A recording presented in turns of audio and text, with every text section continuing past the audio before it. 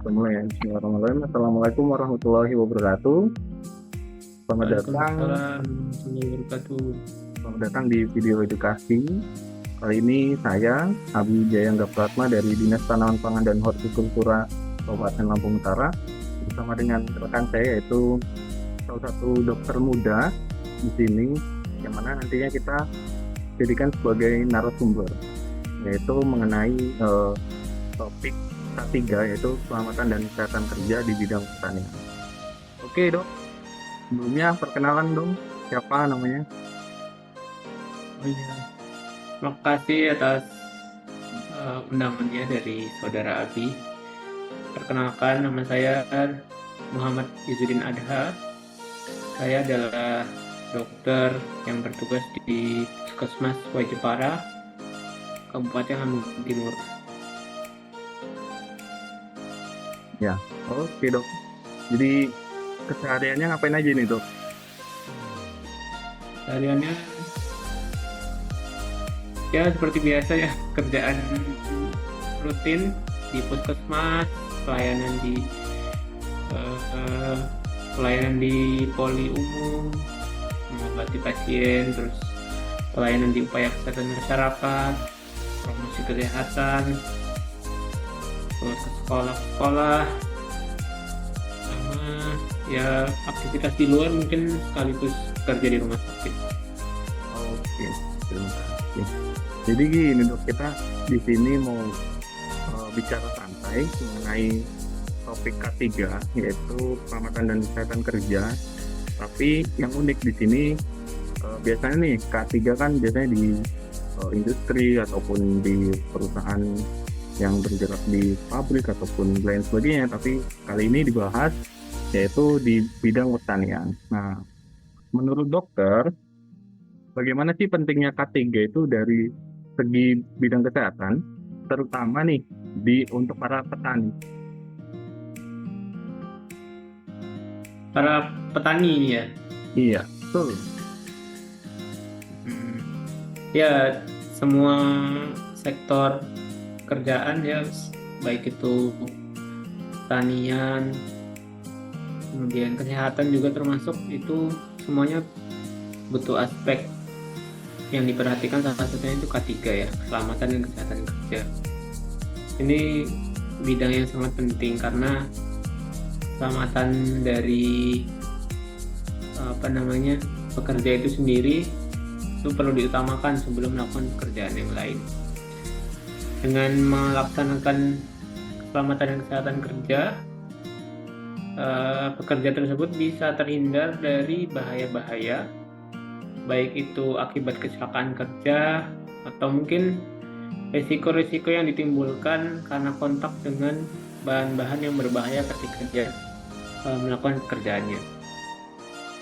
Jadi sangat penting ya di semua sektor, nggak cuma di kesehatan, tapi juga di pertanian juga termasuk, karena beberapa kasus kecelakaan kerja itu bukan cuman ada di sektor-sektor pabrik, tapi ada beberapa juga di sektor pertanian. Yang paling sering itu biasanya karena keracunan obat.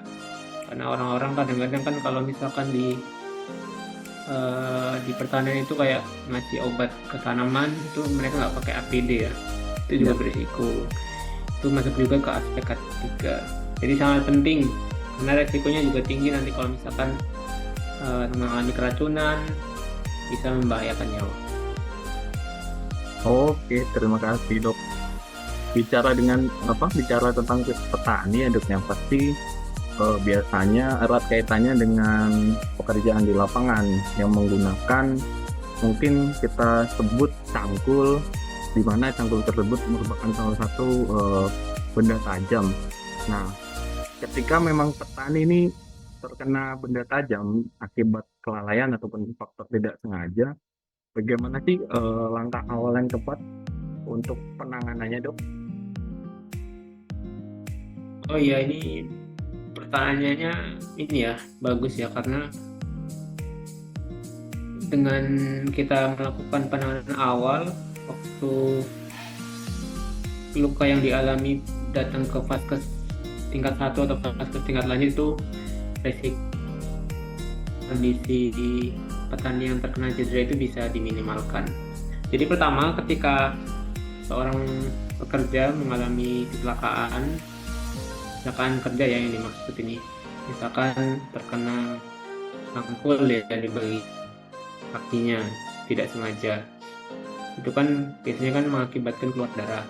Yang pertama harus dilakukan adalah menghentikan perdarahannya. Nah, cara menghentikan perdarahannya itu tidak perlu diikat ya, kadang-kadang kan orang suka ngikat di bagian atas luka ya, itu sebenarnya nggak disarankan, takutnya nanti pembuluh darahnya malah terganggu, akhirnya bikin kerusakan jaringan. Jadi yang disarankan adalah menekan bagian luka yang dialami. Jadi bisa menggunakan kain bersih,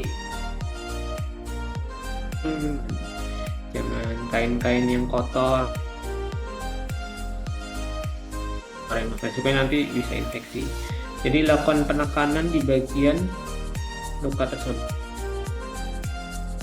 kuat tenaga, yang harapannya nanti karena biasanya respon tubuh kita ketika ada luka, dia akan ada proses pembekuan darah. Jadi dengan cara menekan kita membantu proses tersebut tanpa mengeluarkan banyak darah dulu sebelumnya. Tapi tetap harus dibawa ke fasilitas kesehatan, karena bisa jadi perdarahannya yang dialami bisa hebat, akhirnya bisa mengancam nyawa. Jadi pertolongan pertamanya cukup ditekan di bagian lukanya, kemudian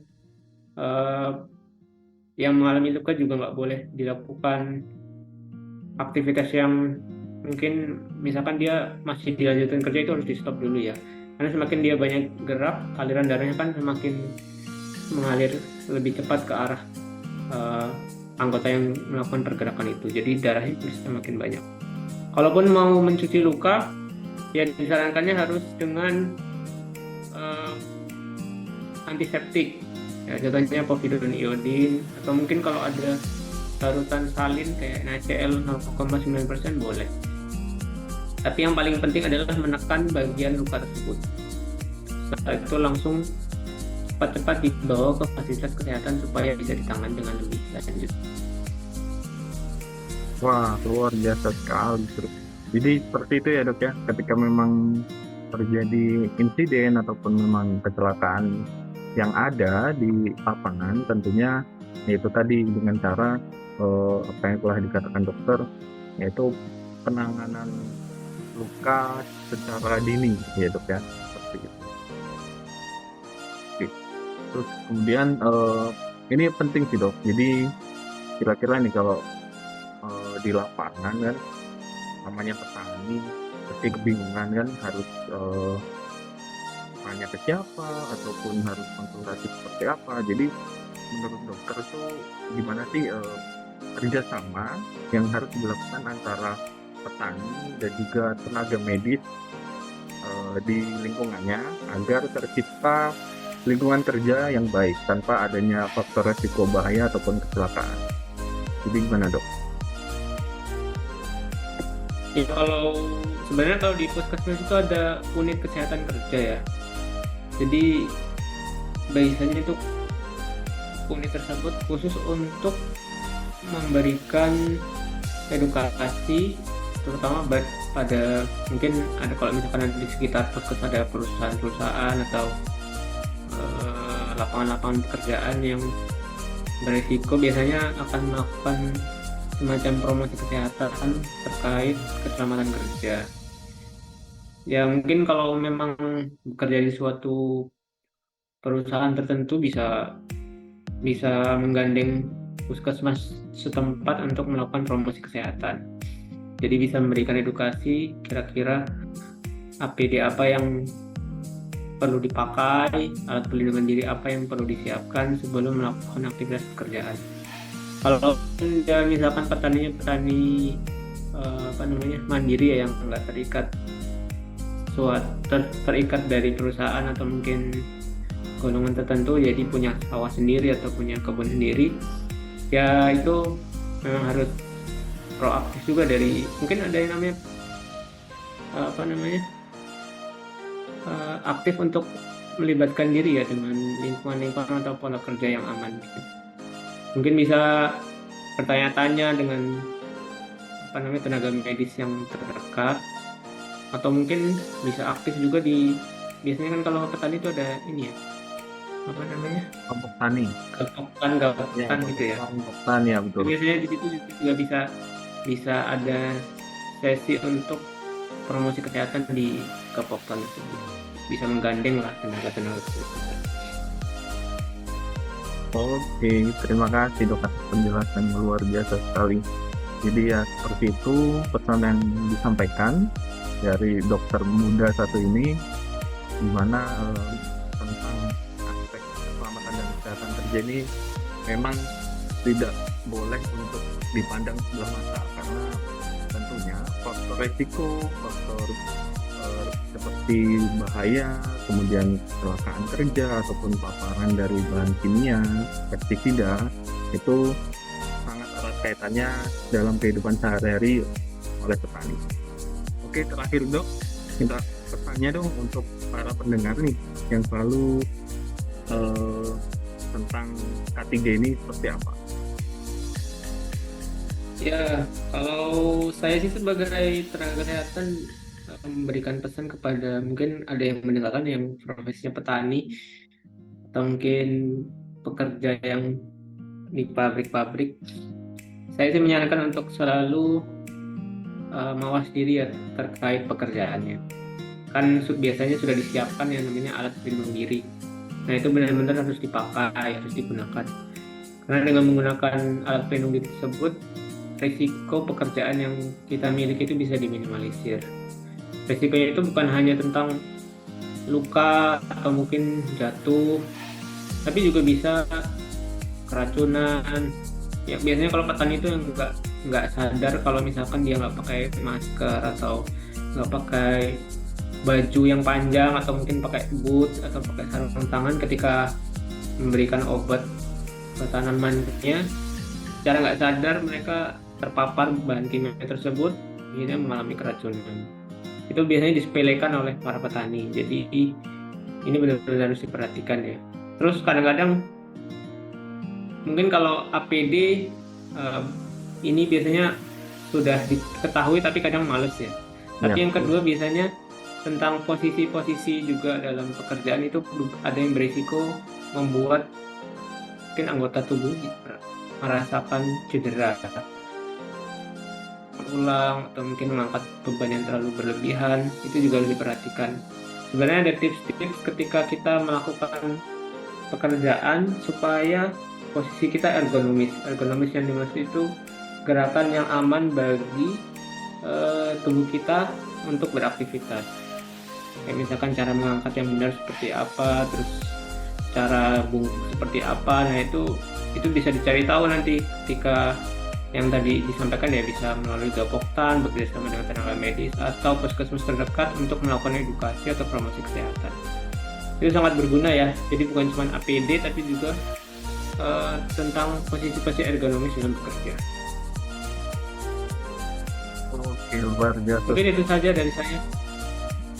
Terima kasih dok atas kesempatannya pada kali ini, sudah menyediakan waktu, meluangkan waktu untuk berbincang-bincang mengenai aspek ketiga dan khususnya di bidang pertanian. Oke, mungkin cukup. Kurang lebihnya mohon maaf. Call dulu dok. Terima kasih.